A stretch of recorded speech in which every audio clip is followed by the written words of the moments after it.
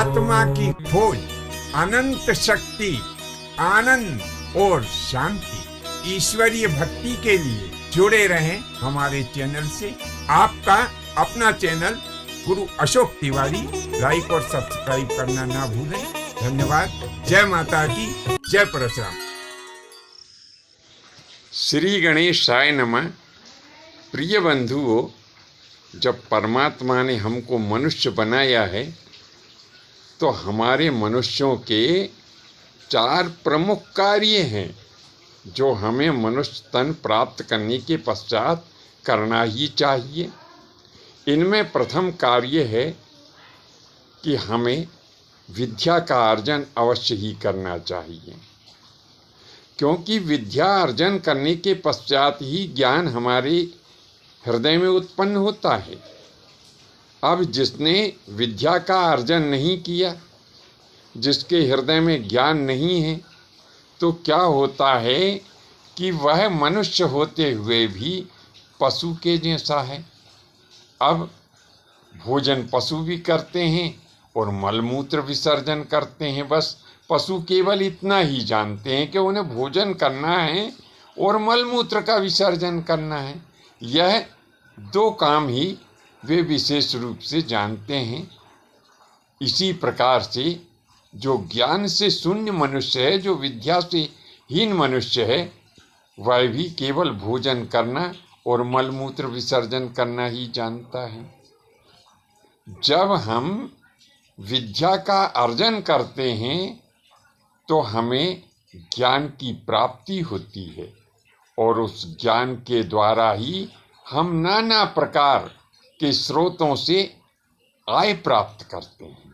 और जब हम आय प्राप्त करते हैं समुचित अच्छे तरीके से, जो आय हमें प्राप्त होती है उस आय से हमारी कामनाएं पूरी होती हैं।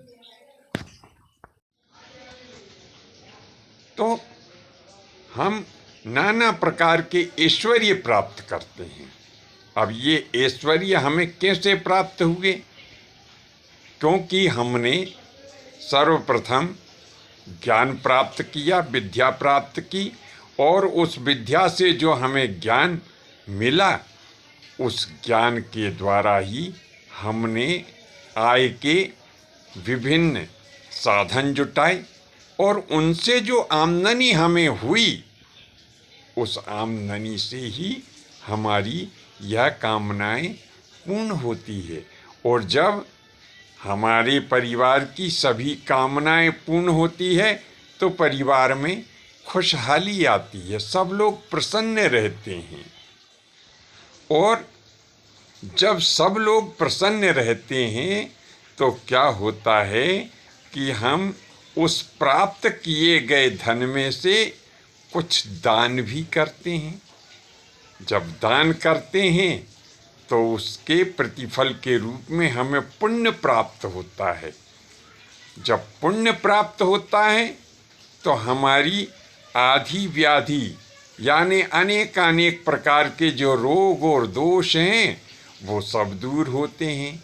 जब रोग और दोष दूर होते हैं तो क्या होता है कि हमारा शरीर तंदुरुस्त बना रहता है। और जब शरीर तंदुरुस्त बना रहता है तो क्या होता है कि हम ईश्वर चिंतन भी कर लेते हैं। और जब हम ईश्वर चिंतन करते हैं तो हमारे ऊपर भगवान की कृपा हो जाती है। और जब भगवान की कृपा हो जाती है तो हमें मोक्ष की भी प्राप्ति हो जाती है।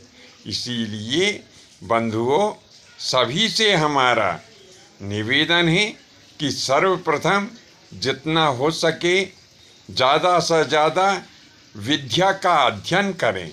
और जब आप विद्या अध्ययन कर चुकें तो न्यायपूर्वक तरीके से अधिक द्रव्य का उपार्जन करें।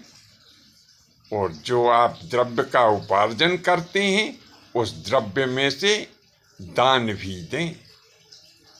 दान देने के साथ साथ भगवान का भी चिंतन करें। प्रस्तुत विषय वस्तु आपको कैसी लगी नीचे कमेंट्स बॉक्स में अवश्य लिखें। आज के लिए बस इतना ही। शेष अगले भाग में नए विषय के साथ में आपकी सेवा में उपस्थित होंगे।